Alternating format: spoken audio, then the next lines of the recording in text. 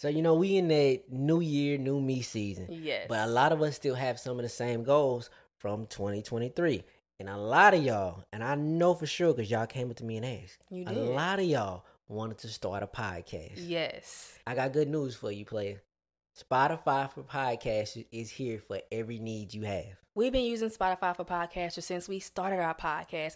It's so easy. You literally record, edit, and upload all from your phone, your computer. So no matter what your setup looks like, you can start now. Yes, get your conversations, your opinion, your views out to the world. People need to hear you. You can distribute your podcast to Spotify and anywhere else that podcasts are heard. With Spotify for podcasters, you can earn money in a multitude of ways. Ads or podcast subscriptions. I mean, it's an easy way to get your visions out to the world and earn some extra pocket change. Yeah, my favorite thing about all of this is free 99. Yes. They don't charge you a dime. So you really got nothing holding you back. Today, not tomorrow, today. Let's be heard. Spotify for podcasters. Let's be seen.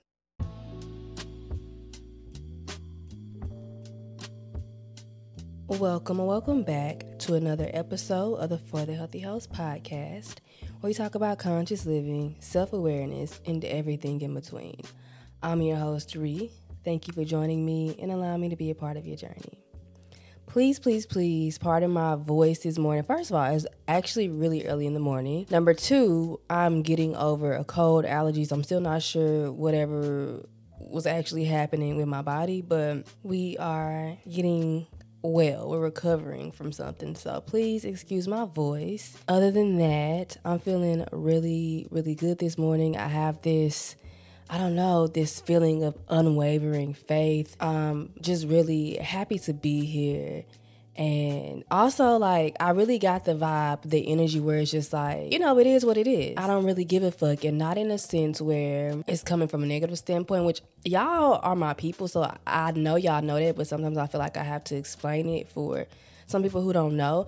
But when you have so much faith in what you see for your life and your desires, and you have so much faith in the universe, it's just whatever happens, happens. I'm still good at the end of the day. No matter what my current reality looks like, no matter what life throws at me, I'm still good because I know the universe is conspiring in my favor. I know that I'm doing what I need to do to get the life that I want, karmic action. How are you doing? How's your heart? How's your energy in this moment? No matter what it is okay. Take this moment to check in and really feel your own energy. Experience yourself in this moment. How are you?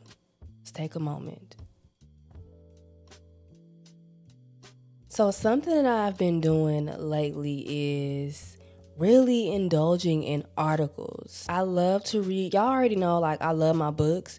But when I'm on my phone or on my computer, 9 times out of 10, I'm reading an article, whether it's on Substack, whether it's a newsletter that I subscribe to. I love articles. I love that for me. But when I was reading an article by a publication called Hers, Hurs, I'm absolutely obsessed. The article was called "Are We Losing Ourselves in the Pursuit of Wellness?" It really inspired today's conversation on the culture of consumption. We're going to dive deeper in just a bit on one of the passages that really caught my eye, but I first want to start off by defining what wellness means to me. For me, wellness is an inner journey. It's an eternal and internal journey back to self. It's remembering the power of your breath. It's remembering that movement releases any negative energy, any trauma that no longer serves you. It's remembering who you are. It's cultivating daily practices that are absolutely free, that are already with you. Your breath, movement, a walk, fresh air, speaking to yourself, being aware of your thoughts. And I believe that now we've entered a space where wellness is a market. And honestly, health and wellness has always been a market, but now it's thriving more than ever. It's a $4.3 trillion industry. And by 2025, it is expected to increase to a $7 trillion industry. Now we're living in a society where other people's lives and routines are so accessible. A lot of us again, and I've been guilty of this, we see other people with certain things, and this could be in their wellness routine, their outfit, whatever the case may be, and we think we need those things. And so now we're in a space where we are over consuming. We are buying things that don't actually serve us, that we don't actually need, instead of making conscious efforts and being intentional with the things that we purchase. We're over consuming. Think about that thing you bought last week or last month. You haven't even touched it. You haven't even thought about it. But in that moment when you were buying it online, or whenever you went to Target or wherever you went to buy it, you thought you needed it so bad. You thought it was going to change your life. There's a level of overconsumption that's doing so much harm to not only ourselves, not only our mental health, but our earth. We have to come to a space, a mindset, and truly understand that there is nothing outside of ourselves that will fulfill our hearts, that will feed our soul. It is in us. We are the only thing that can heal us. It's us. It starts with our breath. It starts with our mind. It starts with movement and getting to know who you truly are. Because when you know who you truly are, you understand, you overstand that there is nothing outside of you that can feed your soul. The truth is, we're going to buy things. We are going to buy things. And I'm going to talk more on this later, but it's important to make intentional and conscious decisions when we are purchasing things. Really random thought, but not so random actually. I guess sidebar. Something that literally I came to this epiphany today. I am really working to simplify not only my creative life, but just like my life in general. I think coming into the new year, we have so many goals and dreams and, new things we want to start, and that just really overwhelms the shit out of me. So I was just like, you know what? Let's just get consistent with what we're doing. Let's get these night routines in check. Let's get these morning routines in check. Let's simplify. That's the word for 2024 for me. Simplify. Because when things are simple, it's easier to be consistent with those things, which I guess that leads me right into the excerpt that I wanted to read from the article that I was talking about earlier. Social media has created a blueprint for what health looks like, and it's often exclusionary and toxic. It started with the That Girl phenomenon, which promoted the unattainable idea of waking up at 5 a.m., daily journaling sessions, meditations, clean eating, working out, and hitting at least 10,000 steps a day. And while some of these practices may help people feel their best, the culture around wellness quickly became one of ticking boxes over focusing on what actually makes you feel good. This fixation with being the best version of yourself, while measuring up against someone else's high reel on social media, is anything but realistic and leaves many burned out instead of feeling their best.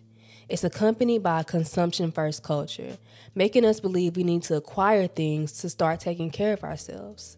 Let's not forget, leading us from one trend to the next, overcomplicating the concept of wellness, and promoting the belief that we need to acquire products to achieve health grows the wellness industry's bottom line. I just want to say, I think that most of us have fallen victim to feeling like we need to do more and be more because we've seen someone else's unattainable morning routine or night routine or 10-step, 20-step skincare routine on social media. And I think that, of course, it's important to minimize your social media usage, but while we are on these platforms, remember to use discernment. Remember that what works for the next person may not work for you. Remember that wellness journeys and self-love and spiritual journeys are individualistic journeys. At the heart of every great wellness routine is a routine, self-care practices that cater to you, that cater to the individual. And I think sometimes we forget that. On this section of this passage where it was saying this fixation with being the best version of yourself,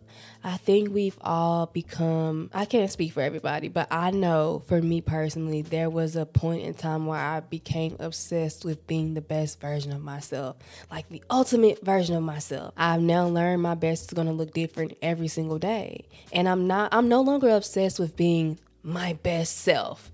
I'm more so, as we spoke about in a earlier podcast, meeting myself where I am in this moment.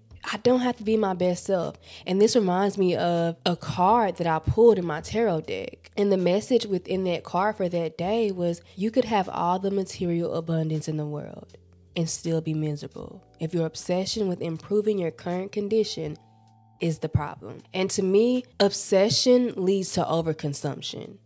And I mean overconsumption in all aspects. Think of overconsumption of anything will wreak havoc on our mental health. But referring back to the article, use discernment when we're on social media. Understand that what works for one person may not work for you, or it might. You never know. Your routine doesn't have to be a million things. It becomes really overwhelming, and you steer away from the habits, the things that actually nourish your soul. I've come to a space where my wellness routine is as simple as waking up, taking a deep breath, not getting on my phone, not allowing certain people, certain things into my space at such an early time in the day before I check in with myself. And eating a nourishing meal. Sometimes I go to the gym, sometimes I don't. Sometimes I stretch, sometimes I don't. Sometimes I don't eat a very nourishing meal. But it's important to me that I simplify my routines, my wellness routine, my spiritual routine, and my journey. Because if I don't, I end up in a space that is not good, especially mentally. I end up being really sad. I end up feeling like I need to do more, like I need to be more. And that's not what I want for myself, and that's not what I want for you. It's okay to buy things, but do so intentionally. It's okay to indulge in self-care, but do so intentionally.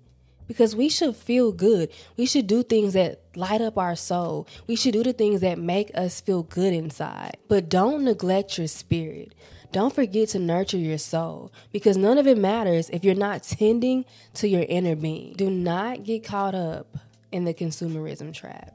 Now, I want to get into consumerism and overconsumption. If you listen to this Escaping the Matrix episode, then what I'm saying may sound familiar to you, but it doesn't hurt to be reminded. So here is a little reminder. Here is a little lesson on consumerism. What exactly is consumerism? Consumerism is the tendency to consume and keep consuming. It's the drive to buy and own more stuff and to define one's identity through what they own. It makes people desperate about owning things that may not be affordable and can cause depression and anxiety. The way consumerism works is that it creates an economic system that encourages consumers and society to buy more through social pressure, advertising, manipulation, and the belief that you'll be happier if you own a particular item. I have fallen victim to the consumerism trap. It just feels like everywhere you turn to, there is someone encouraging you to buy something. And as someone who works with brands through my podcast, on YouTube, Instagram, like on my platforms, that's why it's so important to me to be intentional with who I work with. It is super important for me to be intentional with who I work with, because it has to make sense for my audience. It has to make sense for my community. It has to align with my beliefs, my values. I've turned down so many brand partnerships. When a brand reaches out to me, or when my talent manager comes to me with a brand, I ask myself, does this make sense for my community? Does this make sense for me? And if the answer is no, then I'll pass on that opportunity. Because although I genuinely recommend, whether it be products or services to my community, I am always pushing for you to understand and know who you are on a deeper level, on a spiritual level. And I never want you to feel like you have to buy anything outside of yourself, tangible things, to be more, because you're enough already. On this podcast and pretty much all of my platforms, I want you to feel like it's a safe space. I want you to understand that it's a safe space. And you don't have to do or be anything other than yourself to belong here, to fit in here. I feel like all that I just said, you knew that already, you felt that already, but I think having this conversation about consumerism and overconsumption, it was important for me to address my place and my stance within that, you know what I mean? Now, I want to get into why we may overconsume. I feel like a lot of reasons exist for why we overconsume. But I think the one that keeps coming up for me is that we don't know ourselves. We use these products, clothes, money to fill a void within us, to cover up the fact that we don't truly know who we are, and we use things outside of ourselves to feed our ego. Not only to tell society like, hey, this person is worthy because they have XYZ. I'm worthy because I have a big house and I have, all of these things. But deep down inside, we may not truly feel that way. And until we do the work that is within us, we're going to continue to overconsume and continue to buy these things that actually don't serve us, that we actually don't need. And it is quite unfortunate that we live in a society that defines someone's worth based on the things that they have and what they can offer. That's really sad. And I know me specifically and a lot of us in this community, we're working hard to reframe our thought process on what is considered worthy in a human being. When you have a mindset, a superficial mindset, to where you equivalate the things that someone has with their value and their worth, what does that say about yourself? What does that say about how you feel about yourself, how worthy you think you are? How we treat and judge other human beings is a direct reflection of how we treat and judge ourselves. Think about how many times, and I'm guilty of this, and again, just because I'm speaking on a subject doesn't mean I've mastered it. There is very little in my life that I've actually mastered other than myself. I am always trying to master myself above all else. But think about how many times we have thought to ourselves, when I have this house or this car, or when I look like this, then I'll be enough. Until we realize that we're enough as we are in this current moment, we'll continue to overconsume and buy things to fulfill us, to make us quote unquote happy. Another reason why we may overconsume is simply because we're bored. It actually may not be that deep. It may not be that we don't know ourselves. It may be that we're just bored. How many times out of boredom have we just pulled up, one, social media, but outside of that, like our favorite online store, because we're bored, and then we go shopping, then we fall into this perpetual cycle of buying things that we don't need. Also, another reason for overconsumption, which I, in the past, oh my gosh, was such a victim of, I allowed my emotions to make decisions for me, like just making impulsive decisions based off my emotions. Whenever I used to be sad, I remember going to like my favorite online shop and just filling my cart up with all of the things that I want, like not even thinking about how much it costs. Now, obviously, in the end, I didn't purchase this, but just filling up my cart with all the things that I wanted made me feel so good. And it's because it triggered a surge of dopamine. And if you haven't heard me talk about dopamine yet, or if you don't know what it is, it basically creates pleasurable feelings. Above all else, we just want to feel good. We want to be comfortable and we want to feel good. And at that time in my life, filling up my cart with items that I knew good and well that I wasn't going to purchase made me feel good. And I don't know if there's really much harm in that. Now, don't get me wrong, there were times and still times that I buy things impulsively. And when they come in, I'm just like, I don't know if I actually needed this. Or, this didn't really hit the way I thought it was going to hit when I thought I needed this thing, when I thought it was going to change my life. It's not really hitting. Sometimes I send it back. Sometimes I don't. But I'm really trying to get away from making impulsive decisions based on how I feel in the moment and start just actually feeling my feelings and working through it, because if I don't, I'm going to find myself right back in that same position, buying the things that I don't need, running away from my feelings, running away from myself, and that's not what I want. And I really had to understand the fact that, and I want you to understand this, that pleasure that you get from the surges of dopamine, they're temporary. They will not last. It's like putting a Band-Aid over a wound. It's a temporary fix. And those feelings, that feeling of sadness, anxiety, whatever you're feeling, it's going to return because you didn't deal with that thing. And you're going to be exactly where you started. Why did I say it like that? Exactly where you started. But you'll be exactly where you started. craving that dopamine hit, that dopamine surge, triggered to buy more and more and more. It's important for me to create a reality that I don't have to escape from. And fulfilling those dopamine hits is in over-consuming and overindulging in all the things that aren't good for me is a way that we all escape our current reality. I want you to understand that your life is yours and nobody else's. There's no reason for you to live a life in order to fulfill someone else's happiness. Like, I don't care.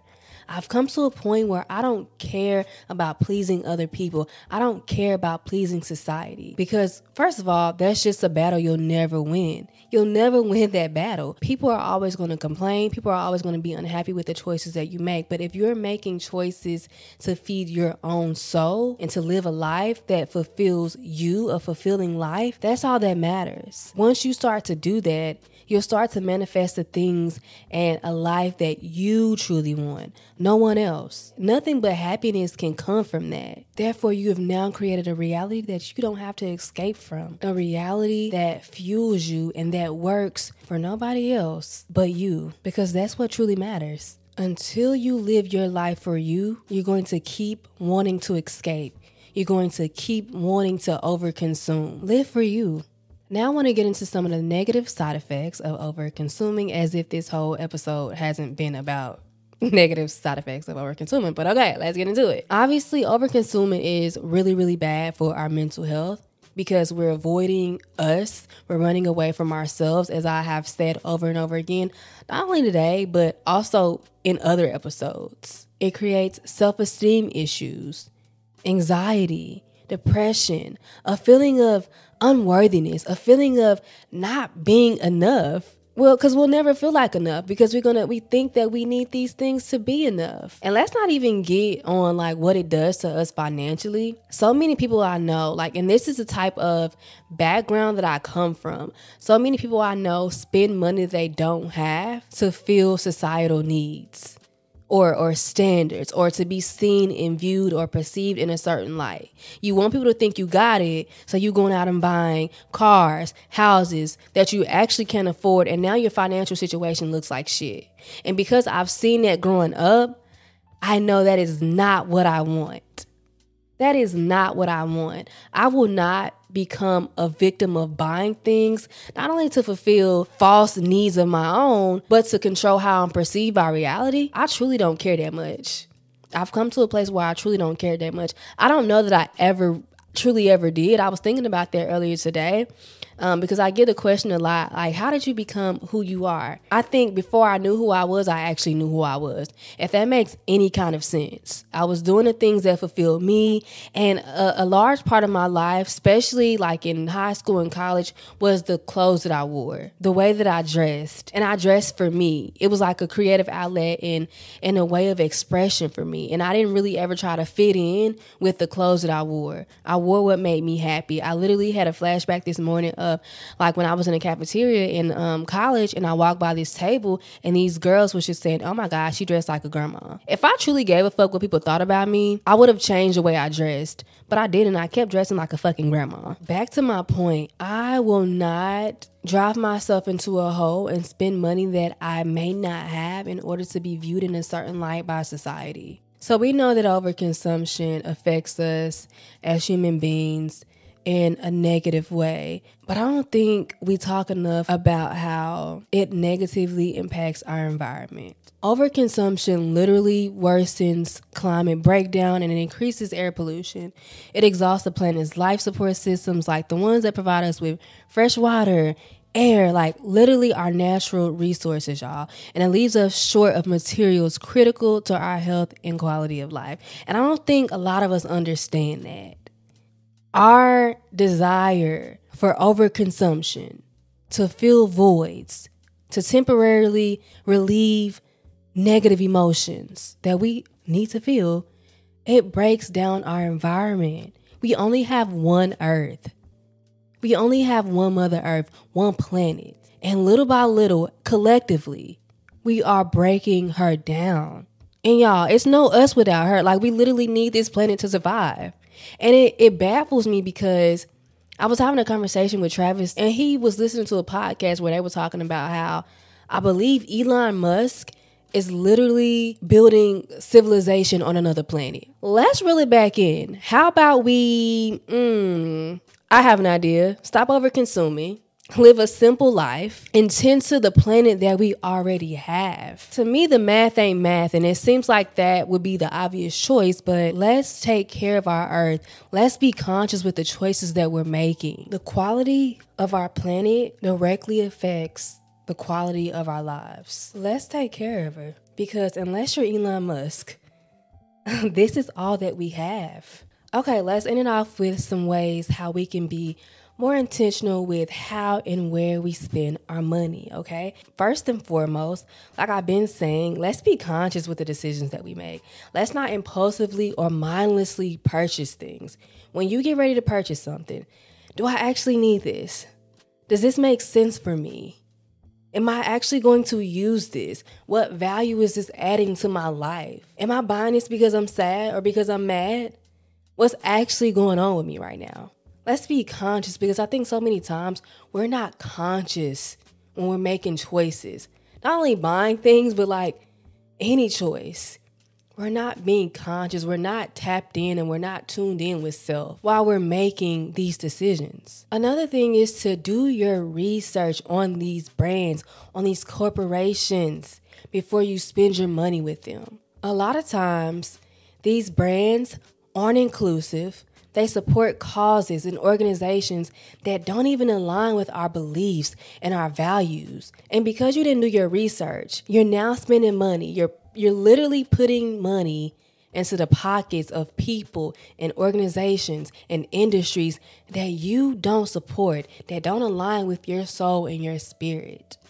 Do your research. And I guarantee you, if we did our research like we should with a lot of these brands, we'd keep our money in our pocket. It'd save us time and money. So make sure you're aware of who you are spending your money with. Do your research. Period. Instead, support brands with intention. Because truth be told, there are so many amazing brands that make their clothing from, recyclable material or from natural fibers, and that donate a lot of their proceeds to organizations, into nonprofits that actually put their efforts into saving our earth, that actually put their efforts into making this world a better place. Ooh, another one of my favorites is to support your local businesses and shops, and also support small businesses, whether they be online or locally. One of my favorite things is that where I live, and probably pretty much wherever I live, we plan on moving this year at some point, but right now where I live at, I'm pouring my money back into the community. When I go grocery shopping, I go to a local owned grocery shop, health food store. When I go out and do my work at a coffee shop, I'm at a local coffee shop. I go thrifting at the Goodwill. I literally make a conscious effort to pour my money back into the community, to pour my money back into places that align with my beliefs. And even when it comes to me shopping online, I'm super intentional. Does this brand, does this small business, does this person, do they align with my values?